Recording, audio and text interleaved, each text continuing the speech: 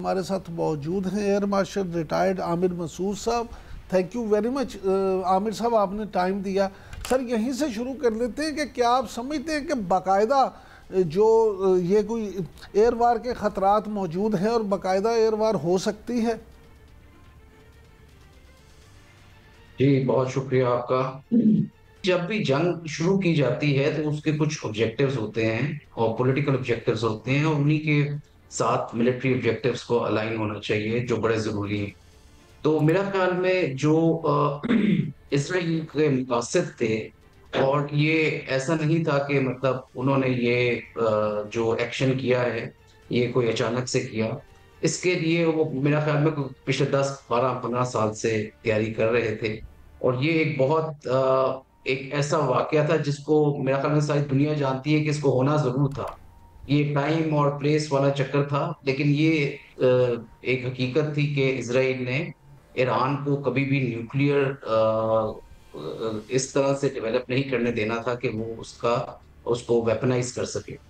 तो उसके जो मेन ऑब्जेक्टिव्स थे, उसमें मेरा ख्याल में जो 3 चीज़ें शामिल थीं, उन्हीं को उसने अहदाफ बनाया है, जिसमें उनका न्यूक्लियर प्रोग्राम था, उनका मिसाइल टेक्नोलॉजी थी, जो कि उसकी बैकबोन समझी जाती है ईरान की। और वो खुद भी उसको इंडिजिनसली डेवलप करते हैं, और वो एक मेरा ख्याल में उसमें काफ़ी प्रोफिशिएंसी भी रखते हैं। और तीसरी चीज़ जो थी उनके रिपब्लिकन गार्ड्स की लीडरशिप, और यानी कि मिलिट्री लीडरशिप, और उनके न्यूक्लियर साइंटिस्ट थे। ये जो ह्यूमन रिसोर्स थी बहुत इम्पोर्टेंट थी, क्योंकि इस ह्यूमन रिसोर्स ही ने न्यूक्लियर प्रोग्राम को आगे लेके जाना था, और जो मिलिट्री लीडरशिप थी उन्होंने रिस्पॉन्स देना था जो भी जारहियत इज़राइल ने करनी थी। तो ये इन सब की अगर आप देखा जाए तो एक पूरी प्लानिंग की गई, और उस ऑब्जेक्टिव्स को हासिल करने के लिए पिछले कोई अगर आप 5-10 साल का एक मैपिंग करें पूरे उस रीजन की, और वाक़यात को देखें, तो उन्होंने तमाम उन कंट्रीज़ को न्यूट्रलाइज़ किया, जो प्रॉक्सीज़ थी ईरान की, और जो उनके लिए किसी किस्म का हर्डल बन सकती थी। वो उनमें चाहे वो पैलेस्टीन मतलब गाज़ा वाला था एलिमेंट, लेबनान वाला था, सीरिया था, और इसी तरह इराक था, आमिर आमिर प्लस साहब, यमन था। आमिर साहब, ये सारी बात बिल्कुल ठीक है, लेकिन क्या आप समझते हैं कि बाकायदा एयर वार हो सकती है? जी, एयर वॉर देखिए, एयर वॉर तो तब होती है ना जब बैलेंस ऑफ फोर्सेस वाला एलिमेंट होना बहुत ज़रूरी है। अब जो एयर वॉर है उसको अगर इस तरह से आप देखें कि जहाज़ों की जंग होगी, तो इज़राइल के मुकाबले में ईरान के जो जहाज़ों की कैपेबिलिटी है वो बहुत ख़ास है नहीं मौजूद। उनके पास ज़्यादा टेक्नोलॉजी मिसाइल की टेक्नोलॉजी है, और उनके जितने जहाज़ हैं जिनमें F-14 और पुराने मतलब वो 4th जनरेशन जहाज़ भी नहीं है जो कि इस वक़्त ईरान के पास मौजूद हैं, जबकि इज़राइल के पास 5th जनरेशन F-35 अवेलेबल है। उनके पास F-16s हैं, F-15s हैं, जो कि स्टेट ऑफ द आर्ट हैं, और उनके वेपन्स भी बहुत हैं। तो एयर वॉर अगर होती है, तो उसमें ज़ाहिर-सी बात है कि इज़राइल की एक सबकत भी होगी, और जो दरमियान में जो हिस्सा है, जो जितने ममालिक आते हैं, वो सब जो हैं होस्टाइल हैं ईरान के अगेंस्ट। तो मैं ये ज़रूर देखता हूँ कि इस तरह के मिसाइल वाला जो एलिमेंट है, या सरफेस टू सरफेस मिसाइल, वो ज़रूर चलाएगा ईरान, और चलाता रहेगा जब तक कि वो काफ़ी सारे उनको हदफ नहीं बना लेता, उनके मेन बिल्डिंग्स को, उनके लोगों को, उनकी लीडरशिप को, और डैमेज नहीं करता। क्योंकि ईरान का जिस तरीके से उन्होंने डैमेज किया है, कोई level of pain and punishment तो होना चाहिए। और अच्छा। जिस तरह का ईरान के लोग हैं, और जिस तरह के बहादुर वो कौम है, वो इस तरह से बैठेगी तो नहीं, मतलब बेइज्जती करा के तो नहीं बैठेगी, कुछ ना कुछ रिस्पॉन्स तो वो देती रहेगी। अच्छा सर, ये खबरें भी आ रही हैं कि ईरान ने इसराइल के 3 जो फाइटर तैयारे हैं वो मार गिराए हैं और 2 पायलट भी गिरफ्तार हैं। जी देखिए, मैं इसकी तस्दीक नहीं कर सकता, क्योंकि मुझे जितनी खबरें आई हैं उसमें कोई ऐसा वाज़ेह किस्म का सबूत नहीं मिला। मगर क्या ये जहाज़ गिर सकते हैं? मैं समझता हूँ ज़रूर गिर सकते हैं, क्योंकि बड़े-बड़े मतलब अमेरिकन्स ने भी जब भी ऑपरेशंस किए हैं इस तरह के लार्ज स्केल, चाहे वो इराक में हो, चाहे वो कोसोवो में हो, उनके जहाज़ गिरे हैं। और ये जहाज़ ना सिर्फ़ मतलब ईरान के एयर डिफेंस गिरा सकती है, बल्कि खुद मतलब इनके जो दरमियान में ममालिक आते हैं, जो बॉर्डर स्टेट्स हैं जिनमें ये एयर डिफेंस सिस्टम लगाया हुआ था और जो एंगेज भी कर रहा था जहाज़ों को, वो भी कोई कर सकता है। ये जो फॉग ऑफ वॉर होती है, जिस वक़्त ये चीज़ें चल रही होती हैं, तो उसमें हमेशा कोई ना कोई ऐसे हादसात ज़रूर होते हैं।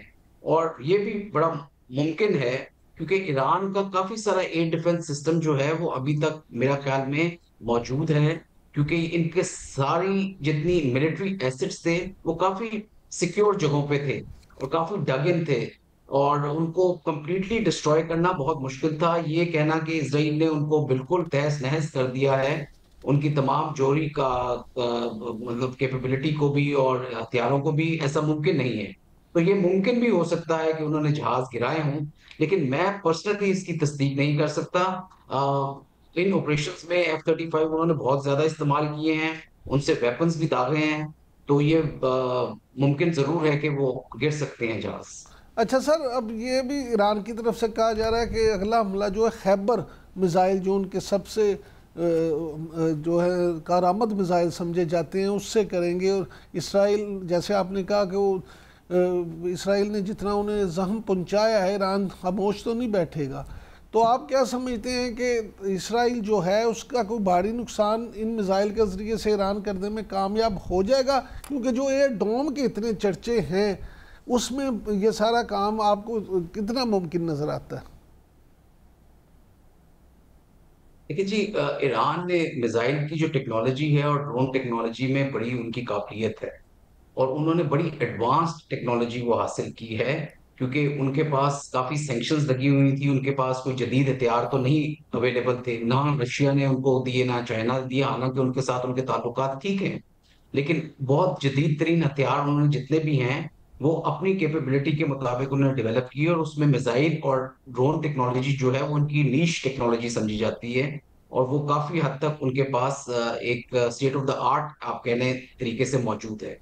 और ये भी हमें देखने में आया है कि पिछले जो एक दिन जो कल के दिन जितने उन्होंने मिसाइल मारे, उसमें कम से कम तकरीबन 5 या 8% या 10% मिसाइल ज़रूर उनके एयर डिफेंस के अंदर से गुज़रे हैं इज़राइल के। और वो शो करता है कि उनके मिसाइल इस काबिल हैं, उनकी कैपेबिलिटी है कि वो उस इतने डिफेंसेस को आप देखें, वो 3 लेयर्स ऑफ डिफेंस है, जिसमें उनके एरो सिस्टम है, उसके बाद उनका डेविड स्लिंग सिस्टम है और उसके बाद उनका आयरन डोम है। ये 5 किलोमीटर से लेकर तकरीबन 2000 किलोमीटर तक टारगेट्स को एंगेज कर सकता है, जो मिसाइल अंदर आ रहे होते हैं इज़राइल के।